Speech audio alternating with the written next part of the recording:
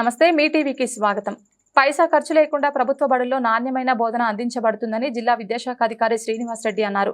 మంగళవారం జగదేవ్పూర్ మండలంలోని Itikyala PM Shri ZPHS పాఠశాలలో ప్రధానోపాధ్యాయులు మాధవరెడ్డి ఆధ్వర్యంలో వార్షికోత్సవం నిర్వహించారు. ఈ కార్యక్రమానికి ముఖ్య అతిథిగా డీఈఓ శ్రీనివాస్ రెడ్డి హాజరై మాట్లాడారు. సర్కార్ బడుల బలోపేతానికి ప్రభుత్వం అనేక వసతులు కల్పిస్తుందన్నారు. ఉచిత పుస్తకాలు, మధ్యాహ్న భోజనం, స్నాక్స్ అందిస్తుందన్నారు. విద్యా బలోపేతానికి సైన్స్ ల్యాబ్, ఏఐ ల్యాబ్స్ ఏర్పాటు చేసినట్లు తెలిపారు. విద్యార్థుల తల్లిదండ్రులు పేరెంట్స్ టీచర్ సమావేశానికి హాజరవ్వాలని, విద్యార్థుల సమస్యలు తెలుసుకుని తమ దృష్టికి తీసుకువస్తే పరిష్కరిస్తామన్నారు. అంతకుముందు నూతనంగా ఏర్పాటు చేసిన కంప్యూటర్ ల్యాబ్ను డీఈఓ చేతుల మీదుగా ప్రారంభించారు. అనంతరం విద్యార్థులు చేసిన పలు సాంస్కృతిక కార్యక్రమాలు ఎంతగానో ఆకట్టుకున్నాయి. అనంతరం అతిథులను శాలువాతో సత్కరించి మెమంటోలు అందజేశారు. ఈ కార్యక్రమంలో తహసీల్దార్ రఘువీరారెడ్డి, ఎంపీడీఓ రామరెడ్డి, మాజీ సర్పంచ్ చంద్రశేఖర్, మాజీ MPP Lakshmareddy, model school principal Silvaraj, మండల కాంప్లెక్స్ హెచ్ఎంలు సైదులు కనకయ్య, ఇటిక్యాల హెచ్ఎం శంకర్, ఆయుష్ వైద్యాధికారిని doctor Deepanjali, SMS chairman Nagavaniraju, విద్యార్థులు తదితరులు పాల్గొన్నారు. జరిగింది. తర్వాత మాజీ సర్పంచ్ అయినటువంటి చంద్రశేఖర్ గారు ఇంతకుముందు యోగా యూనిఫామ్, టై, బెల్ట్, బ్యాడ్జీలు ఇవన్నీ కూడా పాఠశాల విద్యార్థులకు అందించడం అనేటువంటిది జరిగింది. మరి director of school education Shri EV Narasimhareddy గారు వారి తండ్రి గారి పేరు మీద ఈ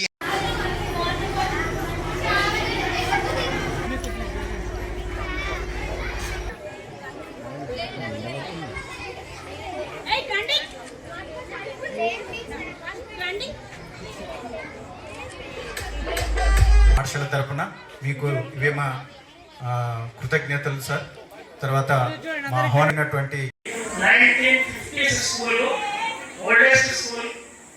ఈ స్కూల్ చరిత్ర ఇక్కడ చదువుకున్నటువంటి విద్యార్థులందరూ కూడా ఈరోజు దేశ విదేశాల్లో కూడా ప్రముఖులుగా స్థిరపడ్డారు.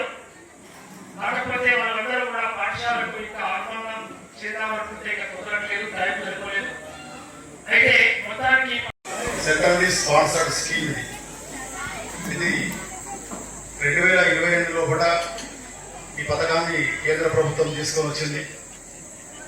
మొత్తం దేశవ్యాప్తంగా 14,500 పాఠశాల లోపల ఈ పిఎంసి పథకం అనేది తీసుకురావడం జరిగింది. ఎందుకంటే ఇది ఒక తెలంగాణ రాష్ట్రానికో ఆంధ్రప్రదేశ్ రాష్ట్రానికో పరిమితం కాకుండా భారతదేశం రాష్ట్రాలు, కేంద్ర పాలిత ప్రాంతాలలో కూడా ఈ పథకాన్ని ప్రవేశపెట్టడం జరిగింది.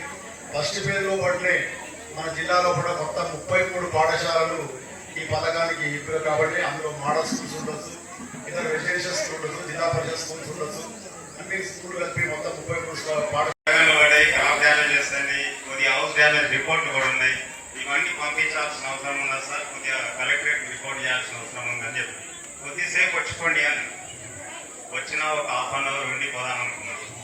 కానీ ఈ కార్యక్రమాలు ఇవన్నీ చూసిన తర్వాత నా చిన్నప్పటి నేను చదువుకున్న గుర్తులన్నీ నాకు మెమరీలు వచ్చినాయి.